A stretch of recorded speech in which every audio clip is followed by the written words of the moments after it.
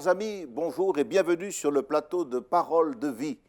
Je suis le pasteur Michel Schinner de France et c'est un privilège de partager avec vous la bonne nouvelle de l'Évangile. J'aimerais partager avec vous un enseignement tiré de l'Évangile selon saint Jean au chapitre 3 sur la nouvelle naissance. Il s'agit de l'entretien secret de Jésus avec un nommé Nicodème. Voici ce texte. Il y eut un homme d'entre les pharisiens nommé Nicodème, un chef des Juifs, qui vint, lui, auprès de Jésus et lui dit « Rabbi, nous savons que tu es un docteur venu de Dieu, car personne ne peut faire ces miracles que tu fais si Dieu n'est avec lui. » Jésus lui répondit « en vérité, je te le dis, si un homme ne naît de nouveau, il ne peut voir le royaume de Dieu. » Nicodème lui dit, comment un homme peut-il naître quand il est vieux? Peut-il rentrer dans le sein de sa mère et naître? Jésus répondit, en vérité, je te le dis, si un homme ne naît d'eau et d'esprit, il ne peut entrer dans le royaume de Dieu, car ce qui est né de la chair est chair, et ce qui est né de l'esprit est esprit. Ne t'étonne pas que je t'ai dit, il faut que vous naissiez de nouveau. Le vent souffle où il veut, tu en entends le bruit, mais tu ne sais ni d'où il vient, ni où il va. Il en est ainsi de tout homme qui est né de l'esprit. Nicodème lui dit, comment cela peut-il se faire? Jésus lui répondit, tu es le docteur d'Israël et tu ne sais pas ces choses. En vérité, je te le dis, nous disons ce que nous savons et nous rendons témoignage de ce que nous avons vu. Et vous ne recevez pas notre témoignage. Si vous ne croyez pas quand je vous ai parlé des choses terrestres, comment croirez-vous quand je vous parlerai des choses célestes? Personne n'est monté au ciel, si ce n'est celui qui est descendu du ciel, le Fils de l'homme qui est dans le ciel. Et comme Moïse éleva le serpent dans le désert, il faut de même que le Fils de l'homme soit élevé, afin que quiconque croit en lui ait la vie éternelle. Car Dieu a tant aimé le monde qu'il a donné son Fils unique, afin que quiconque croit en lui ne périsse point, mais qu'il ait la vie éternelle. Dieu, en effet, n'a pas envoyé son Fils dans le monde pour qu'il juge le monde, mais pour que le monde soit sauvé par lui. Celui qui croit en lui n'est point jugé, mais celui qui ne croit pas est déjà jugé parce qu'il n'a pas cru au nom du Fils unique de Dieu. Amen. Quand Nicodème s'approche de Jésus, il vient avec des paroles rassurantes. Il dit, c'est un pluriel de convenance, nous savons. Dans ce pluriel qu'il emploie, Nicodème s'identifie évidemment aux membres du Sanhédrin. C'était des pharisiens dévots qui représentaient l'intelligentsia de l'époque. Il vient en affirmant qu'il sait. Jésus va délibérément oublier ce qu'il croit savoir, ce qu'il affirme savoir, et va lui montrer tout ce qu'il a à apprendre. Il va en quelque sorte l'isoler par rapport à ce milieu religieux au nom duquel il parle et par rapport aux prétentions qu'il manifeste quand il déclare savoir. Et que voyons-nous? C'est qu'à l'assurance de ce « nous savons » va succéder au verset 4 le comment, l'étonnement et la parole de Jésus qui conclut en disant « Tu es le docteur d'Israël » et tu ne sais pas ces choses. Pauvre Nicodème, il va apprendre au moins une chose, c'est qu'il ne sait pas encore comme il devrait savoir. Jésus va donner à cet homme une des plus importantes leçons concernant le royaume de Dieu et bien sûr les moyens d'y accéder. S'il n'y avait pas cet entretien secret révélé par le Saint-Esprit, nous serions laissés à notre imagination sur le comment aller au ciel, quel chemin emprunter, par quelle voie pouvons-nous être sauvés. Mais le Saint-Esprit nous a laissé cet entretien secret de Jésus avec Nicodème. La première chose à remarquer, qu'il faut bien souligner, c'est que Jésus a repris Nicodème. Il a bouleversé son assurance, il lui a montré qu'il ne sait pas, malgré sa prétention d'être le docteur, le grand docteur d'Israël, il est aussi ignorant que quelqu'un du peuple. Jésus reprend Nicodème, et Nicodème s'est laissé reprendre par Jésus. Vous savez, il y a beaucoup de gens qui ne peuvent pas rentrer dans le royaume de Dieu comme le dit Jésus, ne peuvent même pas l'apercevoir. Parce qu'au fond, ces gens refusent de se laisser corriger. Ils refusent d'admettre qu'ils se sont trompés. Ils ont une religion, ils ont une conviction, un point de vue, et c'est tout. Or, si vous ne laissez pas la parole de Dieu vous reprendre, vous corriger, vous l'empêchez également de vous régénérer, alors vous allez vivre, certes, dans une religion, mais vous n'aurez pas de relation avec Dieu et aucune certitude quant au salut de votre âme.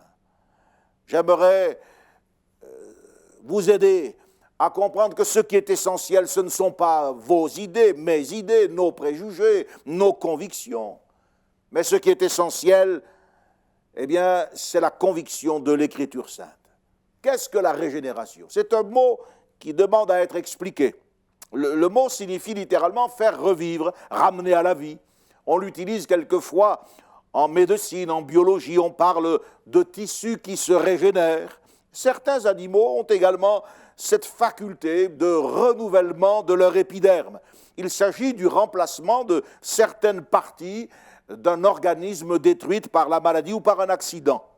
C'est vrai dans la nature, c'est vrai dans la biologie, mais ce que l'on remarque, c'est que l'homme ne peut pas se régénérer lui-même. Certains tissus organiques ont cette faculté, mais il est impossible à l'homme de se régénérer au niveau de son propre cœur. Il ne s'agit pas du muscle cardiaque, mais de ce qui est au centre de notre personnalité. Vous l'avez compris, il s'agit de notre nature mauvaise. Ce discours de Jésus, cet entretien du Seigneur avec Nicodème sur la nouvelle naissance est en fait une véritable sentence de condamnation.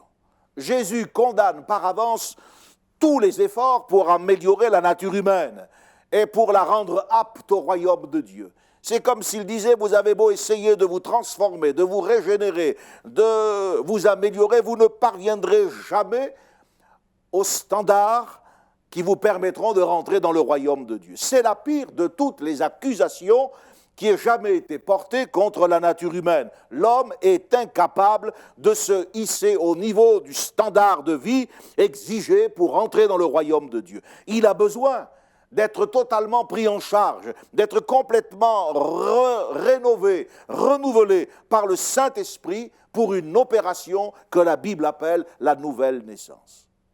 Vous savez comme moi que dans notre univers et dans notre expérience de la vie terrestre, eh bien rien ne vit avant qu'il ne soit né. La naissance est un facteur déterminant dans l'expérience de la vie. C'est la naissance qui détermine le courant de la vie. Et cette vie détermine notre destinée. Rien ne peut commencer avec Dieu. Aucune relation valable et durable ne peut exister sans cette naissance divine. Vous allez me dire, mais c'est quelque chose de difficile à comprendre, pasteur.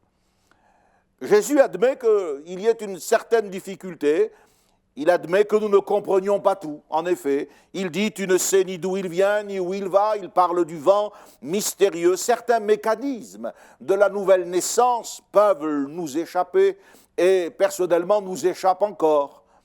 Mais ce que l'on peut expérimenter de l'action de l'esprit est quelque chose de réel. Avant même de comprendre tout de ces mécanismes, nous pouvons connaître la nouvelle naissance. Ce qui compte au fond, c'est que Dieu, lui, vous ait compris. C'est qu'il ait vu votre impossibilité à vous transformer, à vous régénérer, et qu'il vous offre le secours de son esprit. Oui, l'Esprit de Dieu, comparé à un souffle, peut passer sur votre vie. Il peut balayer les impuretés de votre passé. Vous pouvez entendre son bruit, c'est-à-dire vous pouvez entendre sa voix. La voix de l'Esprit de Dieu, c'est la parole écrite, c'est la parole prêchée, c'est la parole prophétique. Alors l'Esprit va vous convaincre, il va vous conduire dans la vérité, il va vous sanctifier et il va engendrer en vous la vie nouvelle. La régénération est envisagée comme une naissance, un commencement. Une nouvelle genèse, si vous préférez, dont l'Esprit Saint sera l'auteur. L'apôtre Paul dit aussi quelque chose d'intéressant dans la seconde épître aux Corinthiens. Il dit que celui qui est en Christ devient une nouvelle créature, les choses anciennes sont passées, et toutes choses deviennent nouvelles. Et dans un autre passage aux Éphésiens, Paul dit « Nous sommes l'ouvrage de Dieu ayant été créés en Jésus-Christ ». Il faut aussi souligner ce que Paul dit dans les Éphésiens et les Colossiens. Il parle d'une résurrection spirituelle. Écoutez-le. Vous étiez morts dans vos offenses, mais il vous a rendus à la vie en vous faisant grâce pour tous vos péchés. Il vous a ressuscités ensemble avec le Christ. Ces trois images nous permettent de comprendre ce qu'est la régénération. En dehors de cette expérience de la régénération, l'homme reste spirituellement mort. La régénération, c'est le renouvellement de tout notre être, c'est la création d'une nouvelle identité en Jésus-Christ. Maintenant, ce que je voudrais faire remarquer, c'est très important, c'est que Jésus ne nous renseigne pas seulement sur la nouvelle naissance, mais il demande la nouvelle naissance. Il est écrit dans ce texte que nous avons lu, il faut que vous naissiez de nouveau. Jésus souligne donc le caractère indispensable et en même temps, en disant il faut que vous naissiez. Je souligne le vous. Jésus s'exclut de la nécessité de naître de nouveau. Il ne dit pas il faut que nous naissions de nouveau, mais il faut que vous. Il faut que vous. Je remarque que quand Jésus s'adresse à Nicodème, eh bien, il le tutoie. Et quand au travers de lui, il s'adresse à l'humanité tout entière, il lui dit vous. Il lui dit vous. Tu es le grand docteur d'Israël et tu ne sais pas ces choses, toi, Nicodème. Mais quand Nicodème est le représentant de la race humaine, il lui dit, il faut que vous, c'est-à-dire toi et tous ceux qui te ressemblent, il faut que vous naissiez de nouveau. Jésus n'avait pas besoin de naître de nouveau, car il venait pour engendrer. Il était et il est la parole vivante, celle qui donne à tous ceux qui l'ont reçu le pouvoir de devenir enfants de Dieu. Et lui, il était d'en haut, et il est venu nous communiquer à nous qui sommes d'en bas, la vie même de Dieu. Il y a dans ce texte une frontière qui est clairement établie, une frontière qui sépare deux mondes, le monde de la chair et celui de l'esprit. Jésus dit au verset 6, « Ce qui est né de la chair est condamné à rester chair, et ce qui est de l'esprit est esprit. » La chair ne peut pas faire naître dans l'esprit, elle ne peut faire naître que dans son domaine. C'est ainsi que nous avons reçu la vie de nos parents. Comme il y a une naissance dans la chair, il y a une naissance dans l'esprit, de la même manière que nous avons hérité de la vie de notre père et de notre mère, et que nous sommes dans le monde des vivants, ici-bas sur terre. Celui qui est né de Dieu, celui qui est né de l'Esprit de Dieu, appartient au royaume de Dieu. Il faut que vous naissiez de nouveau. Non pas une seconde naissance, mais une nouvelle naissance. Nouvelle parce que le principe de cette vie sera spirituel. Le principe de cette vie sera d'origine divine. Elle ne se transmettra pas de père en fils, cette vie. Elle ne nous parviendra pas par un enseignement religieux. Ce ne sera pas une secte mystique qui nous introduira par un rite ésotérique dans la vie. Non, elle descend d'en haut du Père des Lumières et elle nous est communiquée par Jésus. En parlant de lumière, justement, cela me fait penser que l'obstacle à la nouvelle naissance, eh bien, c'est que l'homme qui peut disposer de sa naissance naturelle, il ne dispose pas ni de son heure, ni de son lieu de naissance. Il ne s'appartient pas à lui-même dès le commencement de sa vie, dès les premières heures de son existence terrestre. Pour ce qui est de la naissance spirituelle, eh bien, l'homme peut soulever des obstacles. Il peut dire non. Il est capable de faire un choix et de refuser. Quel est cet obstacle? Eh bien, c'est la perversion du cœur humain qui va préférer les ténèbres à la lumière. C'est l'aveuglement de l'esprit humain qui va préférer le jugement au salut, la mort dans ses péchés à la vie avec le pardon de ses péchés. Nicodème est venu voir Jésus à la faveur de l'obscurité. Et il y a beaucoup de gens qui viennent en plein jour dans nos réunions, dans des lieux de culte. Mais dans les ténèbres de cette nuit, Nicodème a montré un cœur honnête Et les Écritures nous le montrent, cheminant avec le Seigneur jusqu'à la conversion. Venir à la lumière, c'est beaucoup plus que d'être éclairé par les lampes artificielles de nos édifices modernes. Venir à la lumière, c'est agir selon la vérité, c'est-à-dire selon la parole de Dieu. Quelle est la condition de la nouvelle naissance? C'est justement la foi dans la parole de Dieu. Au verset 9, nous avons lu qu'il nous faut recevoir le témoignage de Dieu. Recevoir le témoignage de Dieu, c'est croire dans ce que Dieu dit. Si nous ne croyons pas les choses terrestres, a dit Jésus, comment croirons-nous les choses célestes? Les choses terrestres, eh bien c'est ce qui relève justement du salut de l'homme sur la terre. Les choses célestes concernent les mystères de l'esprit qui ont engendré la parole éternelle. Jésus dit, nous disons ce que nous savons et vous ne recevez pas notre témoignage. À son tour, Jésus utilise la personne du pluriel, nous.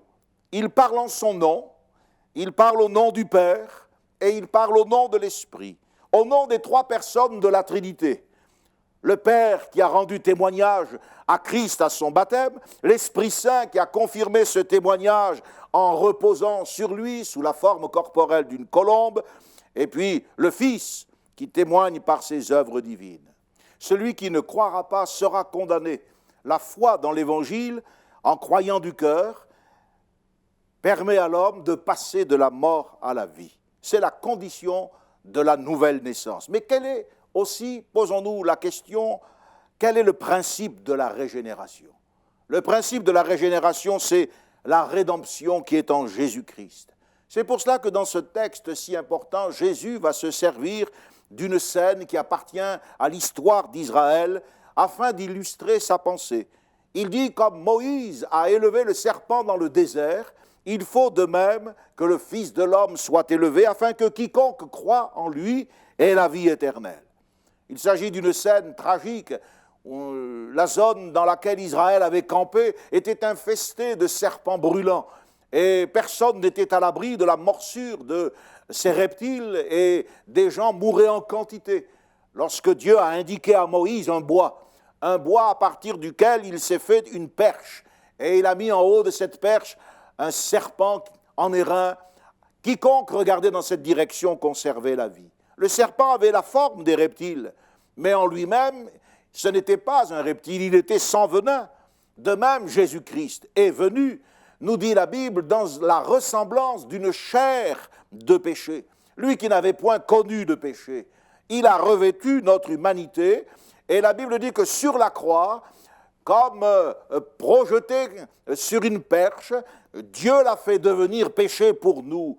Comme les Israélites qui regardaient dans la direction du serpent d'airain pouvaient conserver la vie, vous pouvez également conserver la vie éternelle en regardant à Jésus. Pourquoi? Parce que là, sur la croix, le corps du péché a été détruit.